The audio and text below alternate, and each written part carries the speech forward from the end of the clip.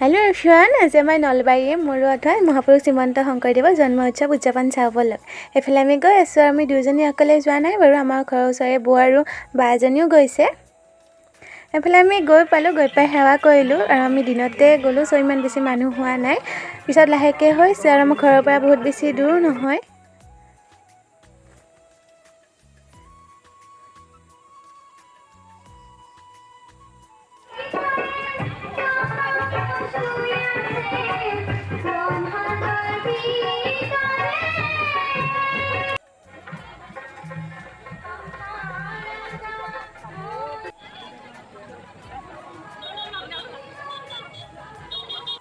তাৰপিছতে অলপ ফুৰিলোঁ, ফুৰি এইফালে পৰঠা খাই ঘৰলৈ আহিলোঁ। আৰু উৎসৱত তেনেকৈ একো বস্তু কিনা নাই। এইফালে দুটা গাৰু কভাৰ লৈছোঁ আৰু এটা ৰঙালাও লৈছোঁ পইচা থোৱা।